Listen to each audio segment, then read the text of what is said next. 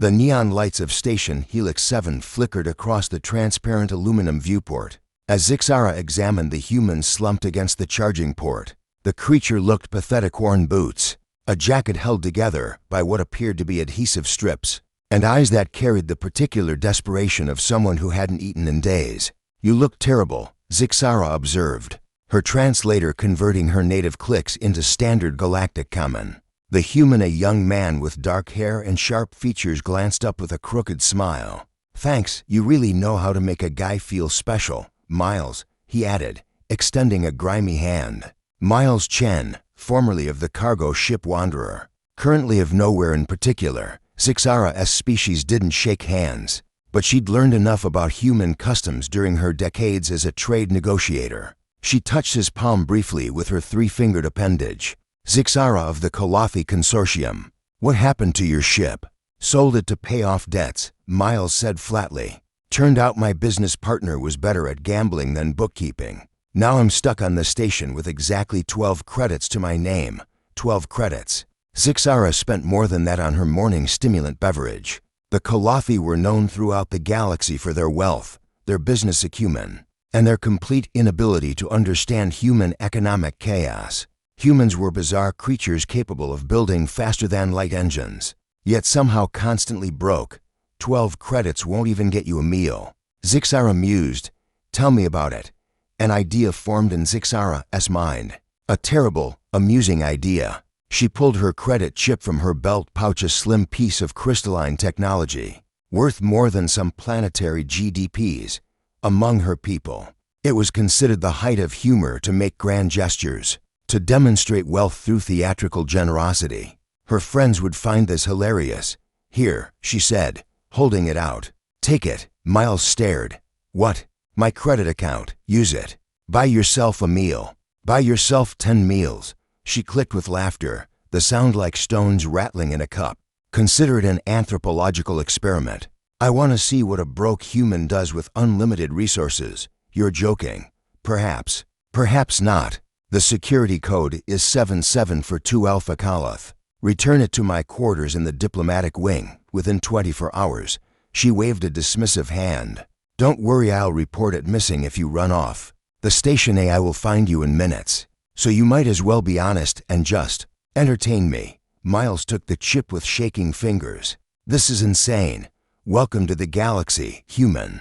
Try not to break anything." 24 hours later, Zixara stood in the station administrator's office, her skin flushing the deep purple of Kalathi rage. "What do you mean the markets are destabilized?"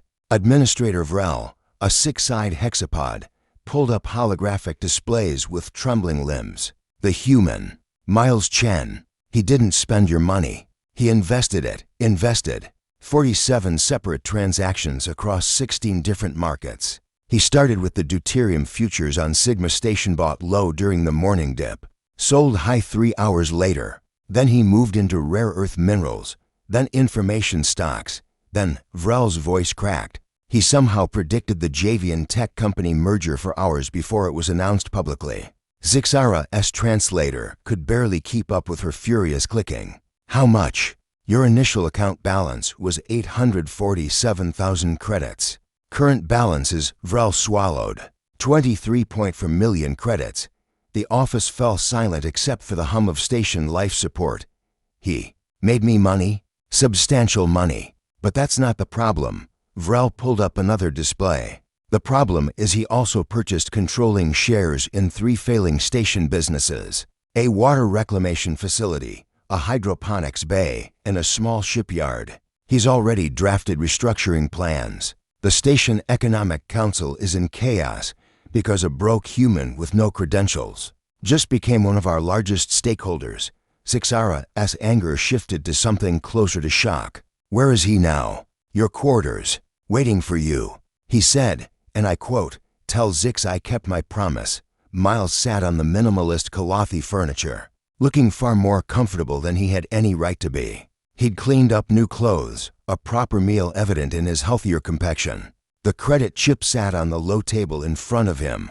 "You're angry," he observed as Zixara entered. "You destabilized multiple markets." "I stabilized them, actually." The deuterium market was overinflated.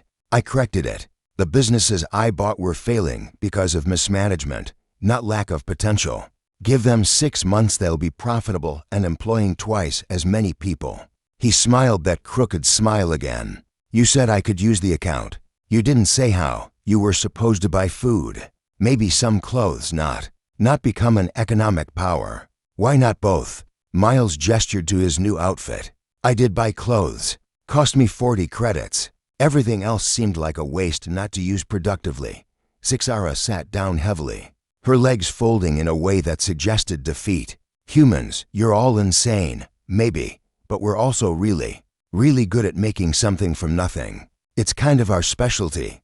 Miles pushed the credit chip toward her. Your chip, as promised.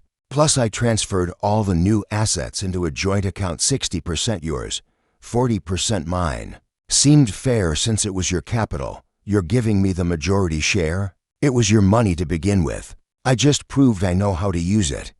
He stood, heading toward the door. Oh, and I booked passage on a freighter leaving tomorrow. Figured I'd go legitimate for once, start a proper investment firm. Maybe help other broke humans get back on their feet.